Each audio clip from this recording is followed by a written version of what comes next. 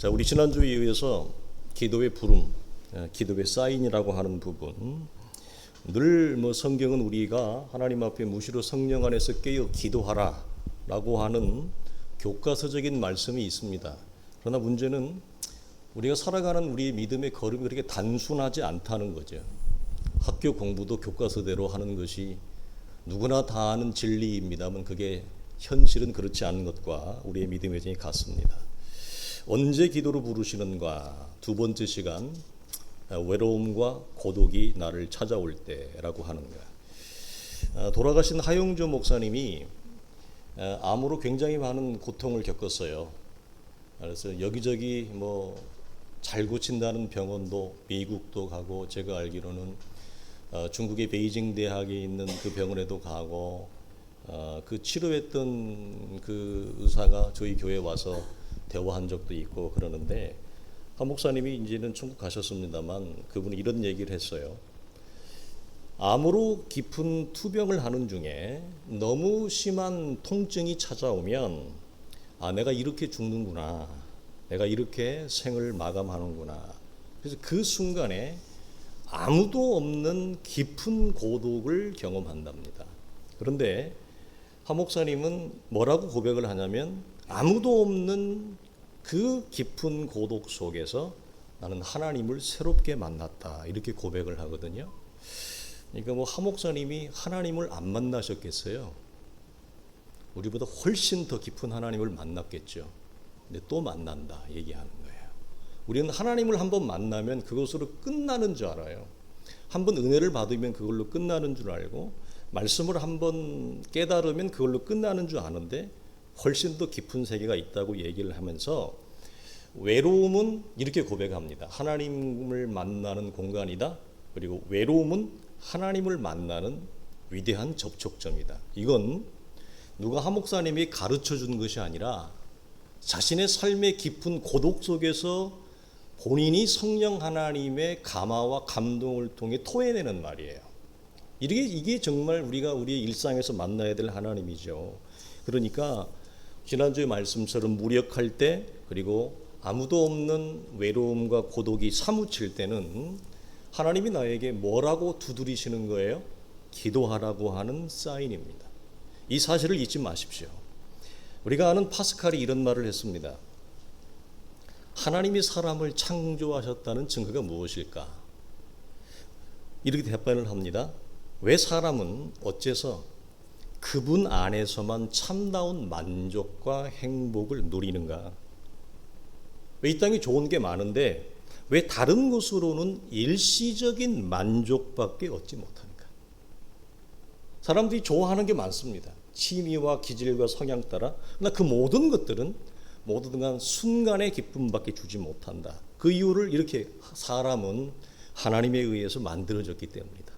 그래서 하나님에 의해 만들어졌기 때문에 사람은 하나님의 품 안에서만, 성령 안에서만 참다운 만족과 행복을 경험하는 것이다. 아주 기가 막힌 말을 했습니다. 근데 저는 이런 우리 금요기도 때 나오는 이런 내용과 말씀들이 우리 성도들이 정말 고백하는 폐부의 고백, 다른 사람에게 거기에 한 달이 거쳐서 듣는 고백이 아니라 여러분이 진짜 여러분의 입으로 고백하는, 그걸 저는 원합니다. 우리 성도들은 혹시 외로움을 좋아하십니까? 외로움을 잘 견디십니까? 또 어떤 분은 즐기시는 분도 있을지 모르겠습니다. 나는 나 혼자 있는 게 좋아. 삶의 무거운 잡다한 짐들, 특별히 손이 많이 가는 부부관계, 손이 많이 가는 우리의 자녀의 관계에 있는 분들은 아마도 나는 혼자 있는 게 좋아, 제발 좀 혼자 있고 싶어, 이런 분들 많을 거예요. 현대인들은 대부분 이걸 소망합니다. 근데 그 혼자 있고자 하는 목적이 뭐죠? 휴식입니다. 그리고 우리가 원하는 대로 충전이죠. 왜? 더 이상 내가 이렇게 살아갈 만한 내면적인, 정신적인, 심적인 힘이 없기 때문에 그 공간을 통해서 내 영혼과 내 육체의 충전을 원하는 거예요. 휴식하고 싶다는 거죠. 그래서 경쟁적인 삶을 멈추고 충전과 힘을 얻을 수 있는 그 공간을 모든 사람들은 사모합니다. 왜요? 그래야 다시 경쟁 사회 속에 들어가서 우리가 열심히 일을 할 수 있기 때문이죠. 그러나 여러분, 성경이 말하는 고독은 이런 고독일까요? 사람들이 보통 원하는, 야, 여름 할러데이 가자, 서머 할러데이 가자, 여름 휴가 가자, 언제 그 날짜가 오나 그 날짜만을 카운팅하고 있으면서 오늘도 힘겨운 직장 현장에서 버티는 그거일까? 여러분, 그렇지 않습니다. 성경이 말하는 고독과 외로움은 충전을 위한 공간이 아닙니다. 그 뭘까요? 성경이 말하는 공간은 하나님을 만나는 공간입니다. 지금까지 내가 알고 있던 하나님이 아닌 또 다른 하나님, 더 깊은 하나님, 더 크고 더 높고 깊은 하나님을 만나는 공간입니다. 충전해서 내가 다시 사회로 돌아가서 열심히 일하는 공간이 아닙니다. 즉 충전해서 내가 내 육체가 살아나는 공간이 성경이 말하는 고독이 아니라, 성경이 말하는 고독은 뭐냐? 내가 죽는 공간입니다. 오늘 이것만 기억하시고 가셔도 돼요. 다른 거 다 잊어버려도. 성경이 말하는 고독은 내 육체가 살아나는 공간이 아니라 그리스도 예수 안에 나의 첫사람이 죽는 공간입니다. 하나님을 새롭게 만나는 그 변화와 성장에 눈을 뜨는 공간이에요. 이게 제가 여러분에게 자주 강조하는 묵상의 시선이 열어지는 것입니다. 묵상의 안목이 열어지는 것. 이 공간에서, 외로운 공간에서, 아무도 없는 그 공간에서 나의 옛사람이 죽고 나의 새로운 삶의 그리스도 예수 안에 새로운 존재, 피조물의 눈이 새롭게 띄어져서 이전껏 경험하지 못했던 영적인 변화와 성장을 경험하는 공간이 뭐냐? 고독이에요. 그래서 고독은 다르게도 얘기하면 광야라고 얘기해도 틀림없는 말입니다. 자, 우리는 고독이라고 하는 공간 속에서 이전과 다른 하나님을 경험함으로 변화와 영적 성장을 위한 하 목사님 이걸 접촉점이다. 저는 이렇게 표현하고 싶어요. 디딤돌이다. 이 공간이 이걸 딛고 더 하나님 앞에 점프할 수 있는 공간이다. 제한된 육체 가운데서 초월하신 하나님을 만나는 놀라운 접촉점으로 우리에게 열어지는 공간이에요. 그러니까 이게 성경이 말하는, 그리고 우리 예수 믿는 신자가 경험해야 되는 고독입니다. 이게 외로움이에요. 그래서 우리는 이 외로움과 고독 속에서 바울이 말한 대로 무엇을 경험하냐면 모든 일의 일체의 비결을 터득하는 자족을 어디서 우리가 배우고 이 맛을 보느냐? 하나님과 나만 있는 1대1의 고독한 이 공간과 시간 속에서 일체의 비결을 배웠다라고 하는 자족의 눈이 열려요. 그러니까 고독은 여러분 굉장히 축복된 겁니다. 그러므로 여러분의 삶에서 외로움을 여러분이 혹시 겪고 있다면 어떻게 우리가 확인해야 돼? 하나님이 나를 부르시는구나. 이전과 새로운 관계성으로 나를 하나님이 초대하고 있구나. 아마 이렇게 아시면 여러분 틀림없습니다. 틀림없습니다. 그러나 여러분이 만약 목사님 저는 이미 남편이 있지만 아내가 있지만 아들 딸이 있지만 현대인의 사회적인 질병이 뭐냐? 고통이 뭐냐? 고독이거든요. 꼭 이렇게 육체적으로 아파야만 통증이 있는 게 아니라 외로움과 고독도 굉장한 통증을 유발합니다. 겪어보셨나요? 외로움이 주는, 고독이 주는 통증이 얼마나 큰지, 얼마나 무거운지, 잔인한지 혹시 여러분 경험하셨나요? 목사님 저는 이미 그걸 겪고 있습니다. 그러면 여러분은 하나님이 여러분을 만날 수 있는 아주 좋은 최적의 조건 속에 여러분은 들어가 있는 겁니다. 그러나 문제는 뭐죠? 그 외로움과 고독을 하나님이 나를 부르시고 있다라고 하는 부름의 사인으로 내가 해석하지 못하는 겁니다. 그걸 그렇게 이해하지를 못하는 겁니다. 내 인생은 왜 그래? 도대체 어디에서 뭐가 잘못된 거야? 나는 왜 결혼을 했는데도 자녀가 있는 내 인생은 왜 이렇게 외로울까? 아무도 나를 알아주지 않는구나. 교회를 가도 마찬가지죠. 교회 속에서도 깊은 외로움과 고독 속에 있을 수 있습니다. 그래서 사람은 육체의 질병만 질병이 아닙니다. 외로움과 고독은 여러분 보이는 질병보다 더 무시무시한 겁니다. 그러나 그것이 무슨 사인이라고요? 하나님이 1대1로 나를 만나자. 얘야, 너는 나를 만나야 된다. 이 공간에 나를 만나는 공간으로 네가 전환시켜라.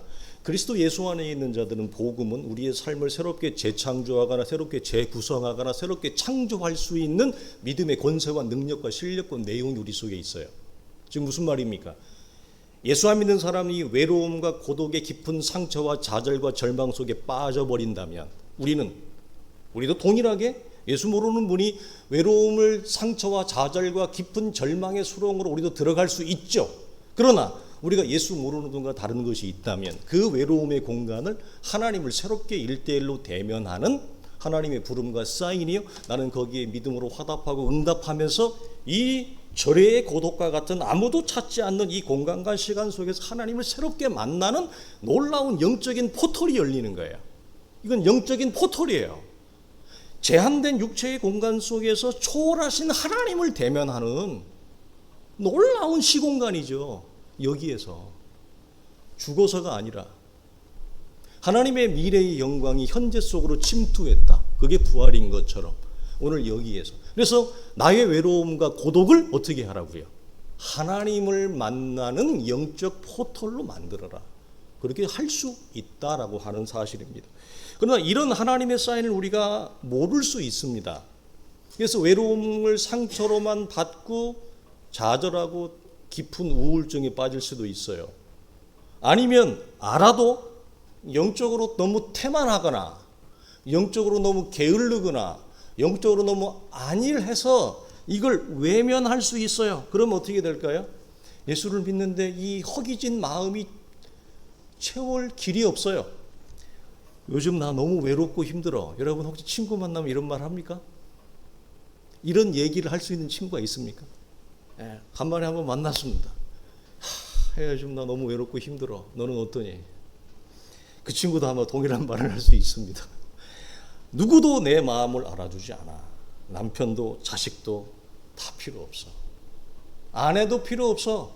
그럴 때 여러분 많죠? 날 도와줄 사람이 없습니다. 누가 좀 나를 잡아줄 사람이 없나요? 애타게 우리의 눈망울이 그런 대상을 찾습니다. 그런데 우리가 경험해 봤습니다만 아무도 그런 외로움 속에 있는 나의 고통을 알아주지 않습니다.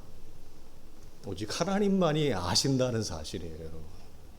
이 측면에서는 부부관계도 심지어 자식도 심지어 사람들이 그렇게 좋아하는 돈도 채워주지 못합니다. 오직 하나님만이 그래서 파스칼이 왜 사람은 하나님의 품 안에서만 참다운 만족과 기쁨을 얻느냐 이 말이에요. 우리는 그럴 수밖에 없는 존재로 지금 받았다라고 하는 이 운명을 우리는 받아들이고 순응하는 거죠. 그래서 아무도 알아주지 않는 외로움은 우울과 상처와 불행으로 우리 안에 자리를 잡으면 곤란해. 아마 여러분 경험하셨을 겁니다. 이것이 내 안에 상처와 불행으로 자리를 잡으면 이 생채기가 굉장히 오래 갑니다. 그리고 후유증이 여러분 상당히 깊습니다. 외로움은 무기력과 무력증으로 나타납니다. 깊은 외로움에 빠지면 그 사람은 마치 죽은 자와 같이 어떤 외부적인 기쁜 일이나 즐거운 일이나 그거에 반응하지 않습니다. 살아있으나 죽은 자 같이 됩니다. 지금 무슨 말이냐? 외로움을 하나님을 만나는 공간으로 내가 새롭게 창조하지 않으면 외로움은 나를 집어삼키는 끝이 없는 어두운 동굴이 되고 맙니다. 끝이 안 보입니다. 수렁이 되고 맙니다. 나를 삼켜버린다고요. 그래서 그것이 너무 깊으면 어떤 사람은 어떡하죠? 더 이상 동굴 속을 아무리 들어가도 어두움밖에 보이지 않으니까 빛이 안 보이잖아요. 인생의 소망과 내일이 안 보이잖아요. 자살하는 겁니다. 육체의 생명을 놓아버리는 것입니다. 왜? 아무것도 안 보이니까. 살 의욕이 보이지 않는, 의욕이 생기지 않기 때문에. 그래서 여러분, 외로움은 자칫 잘못하면 우리의 육체와 정신을 파괴하는데, 그러나 우리 그리스도인들은 이 외로움을 하나님을 만나는 그 광야의 고독한 공간을 우리가 전환할 수만 있다면 나를 새롭게 창조하는 하나님의 놀라운 은혜와 선물이 된다는 거예요.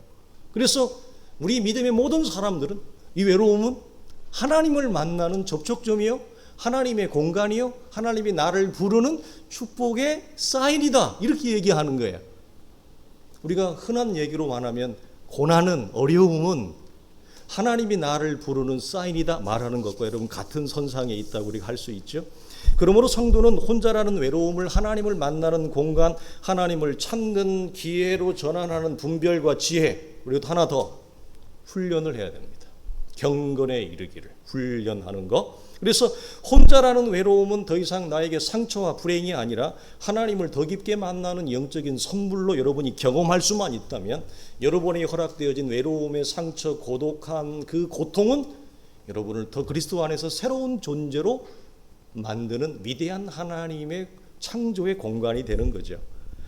하나님을 1대1로 독대하기에 가장 좋은 최적의 상태가 된다. 왜 그러냐? 그러면 고독은 하나님을 받아들이는데 우리의 영혼과 우리의 내면적 상태가 최적의 조건으로 심령이 가난한 자는 복이 있나니라고 하는 그 상태를 고독이 만들어줘요.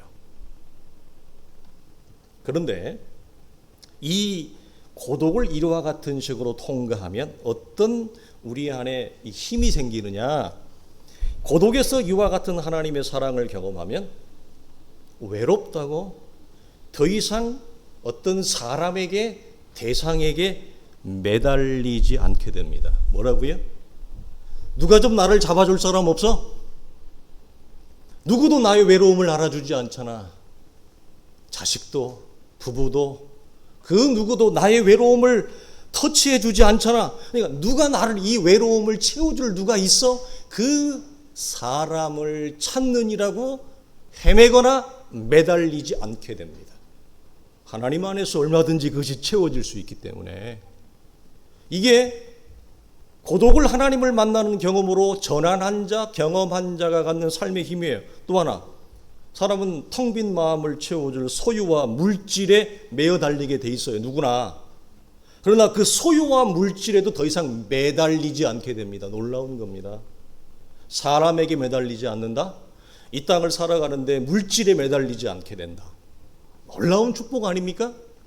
얼마나 큰 힘을 받습니까? 이게 고독이라고 하는 공간 속에서 우리가 하나님을 대면할 때 만나는 신자에게 주어지는 여러분 놀라운 거예요. 그러나 반대로 분주함이 있습니다. 분주함은 고독과 반대의 자리에 있어요. 왜 여러분 분주함이 영적인 성장을 가로막을까요? 여러분 왜 그럴까요? 바쁘다고 하는 이유? 단순히 여러분 그거일까요? 아니죠. 바쁘다고 모든 사람이 그러지 않습니다. 분주함이 영적 성장을 가로막는 이유는 내 삶의 이면에 하나님이 감추어 놓은 하나님의 말씀과 진리와 소리와 보화를 캐내지 못하게 하기 때문에 그렇습니다. 내 삶에 이미 와 계시는 하나님의 말씀, 성령은 이미 우리 안에 계시잖아요. 우리와 함께 하시잖아요. 하나님의 말씀은 이미 우리 안에 있거든요. 근데 분주하면 우리의 일상과 나의 삶과 나의 영혼 속에 이미 녹화하고 말씀하시는 하나님의 소리, 혹은 우리의 내 삶을 둘러싸고 있는 삶의 모든 형국 속에서 하나님이 담아놓은 하나님의 말씀이 있다고요. 이것을 듣지 못하게 하고 캐내지 못하게 합니다. 분주하면. 그러나 고독은 이걸 캐내게 합니다. 그래서 필립 얀시가 아주 멋있는 말을 했어요. 여러분 인터넷에 필립 얀시 이렇게 한번 초상화 한번 쳐보세요. 얼굴이 얼마나 온화하게 생겼는지. 필립 얀시는 이런 말을 했습니다. 기독교 신앙의 상당 부분은 눈에 띄지 않는다. 기독교 신앙의 상당한 부분은 눈에 띄지 않는다. 밭에서 보화를 발견한 비유처럼 나를 둘러싼 밭에서 보화를 캐내려고 하는 노력이 필요하다는 사실을 현대 성도들은 까마득하게 잊고 산다. 그래서 일주일에 한 번 주일날 와서 그걸 자기 일상의 하나님의 말씀을 보화를 캐내는 그 경건과 훈련과 분별을 하지 않고 일주일에 딱 한 번 나와서 주일날 예배 드리는 걸 이걸 퉁친다는 거예요. 그러니까 되겠냐는 거죠. 그러니까 영적 성장과 깊은 변화가 일어날 수 없다. 삶이라는 밭에 감추인 보화를 찾게 도와주는 것이 바로 고독이다. 필립 얀시도 이렇게 말씀합니다. 그러므로 사랑하는 성도들이요, 이렇게 여러분에게 말씀에 권면을 드리고 설교를 마치고자 하는데, 여러분의 삶에 약간의 고독을 계획하십시오. 자, 중간에 목사님 저는 이미 고독합니다. 그러면 축복입니다. 저는 이미 충분히 외롭습니다. 그러면 축복입니다. 그 속에서 하나님을 만나십시오. 그러나 그렇지 않다면 약간의 고독을 계획하십시오. 여기서 약간의 고독을 계획하라는 말은 무슨 말입니까? 하루 중 하나님을 1대1로 독대할 수 있는 시간을 여러분이 확보하라는 것입니다. 이걸 우리가 몇 개월 전에 나와서 좀 오래됐는데요. 믿음의 진지를 구축하라. 똑같은 얘기입니다. 시간은 여러분의 기질, 여러분의 나이, 여러분의 성향, 여러분의 직업, 그리고 여러분의 영적인 성숙도에 따라 그 시간을 확보하는 것은 다를 것입니다. 중요한 것은 그 시간을 확보하는 것입니다. 시작하는 겁니다. 5분, 10분도 좋다는 말씀입니다. 고독한 골방 없이 영적인 삶을 살다는 건 여러분 불가능합니다. 우리는 열심히 앞만 보고 달리고 목표를 향해서 열심히 우리는 달려가고 열심을 내면 신앙생활을 잘할 거라고 생각하지만 성경은 정반대입니다. 하나님을 만나는 영적인 골방을 내 삶에서 확보하지 않는 한 영적인 삶을 산다는 건 불가능하다. 즉 영적인 성숙도 불가능하다. 이렇게 얘기하는 겁니다. 자, 그러면 누구에게 계시된 이 복음이 열어지는가? 매일의 일상에서 고독한 골방을 확보한 성도들만이 나를 둘러싼 하나님의 보화의 말씀을 캐낼 수 있는 밑거름을 여기서 하는 것입니다. 그러나 분주하거나 아니면 이 가치의 소중함을 모르거나 아니면 자기가 외면하거나 어떤 이유를 통해서 이 작업을 하지 아니하면 우리의 삶에 감춰져 있는 하나님의 보화를 캐낸다는 것은 불가능하겠죠. 그래서 시간은 흘러가지만 내 영혼의 변화와 성장은 일어나지 않습니다. 우리가 복음은 계시라고 그랬고요. 계시를 드러낼 때 주님은 항상 복음서에서 구약도 마찬가지지만 비유를 통해 드러냅니다. 비유를 아주 쉽게 얘기하면 이런 겁니다. 베일을 이렇게 덮어놓은 겁니다. 수건을 이렇게 덮어놓은 거라고요. 어디에? 나라고 하는 인생 속에. 내가 걸어가는 삶의 걸음 속에 하나님이 수건을 이렇게 덮어놓은 거예요. 베일을 덮어놓은 거예요. 그럼 우리는 뭐 해야 돼요? 덮어놓은 베일을, 수건을 이렇게 걷어내야죠. 아니면 다른 적극적으로 표현하면 그걸 내가 쟁기질을 해서 파라고 그래요. 성경은. 구하고 찾고 두드리라. 팔아. 네. 이 수건을 걷는 건 내가 하는 거예요. 그런데 여기 중요한 거, 내가 영적인 의지와 결단을 가지고 내 인생에 감추어놓은 하나님의 보화를 캐고자 하는 영적인 의욕과 열망을 가지고 이 수건을 우리가 벗기려고 할 때, 그리고 쟁기질을 할 때, 이때 누가 역사한다고요? 성령 하나님은 이때 역사해서 우리 안에 그리스도를 아는 영광의 빛을 우리에게 비추어 주신다. 이 영적 메커니즘을 잊지 마십시오. 성령은 우리가 누구에게 이 계시가 열어지느냐? 우리의 일상에 감춰놓은 수건을 우리가 거두려고 하는 이 작업을 할 때 성령은 우리에게 그리스도를 아는 영광의 빛을 우리의 영혼에 비춰주는 거예요. 그래서 그 영혼이 믿음이 새로워지는 거예요.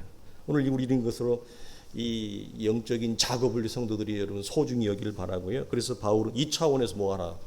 경건에 이르기를 트레이닝하라라고 하는 말은 한 번 하고 두 번 해서 안 되니까 포기라고 하는 말이 아니라 경건이라고 하는 목표, 즉 무슨 말입니까? 우리의 삶에서 하나님을 새롭게 발견하고 열어지는 그 순간에 이르기까지 끊임없이 계속해라 이 말이거든요. 경건에 이르기를 연습해요. 그래서 우리가 잠언 우리 8장 지금 읽고 있는데 넘어왔죠. 8장 이런 말씀이 있어요. 나의 사랑하는 자들아, 나의 사랑을 입으며 나를 간절히 찾는 자가 나를 만날 것이라. 누가 하나님을 다시 새롭게 만나느냐? 누가 더 깊은 하나님을 경험하느냐? 우리 인생에 감추어진 복음의 기회를 누가 더 깊이 파느냐? 나를 사랑하는 자들이 나의 사랑을 입고 나를 간절히 찾고자 하는 자들이 찾을 것이다. 그러므로 우리는 성경 안에서 항상 깨어서 우리에게 다양한 삶의 경로와 대상과 삶의 형국과 사건을 통해서 말씀하시는 하나님의 사인에 우리는 어떻게 해요? 기도로 응답하는 것입니다.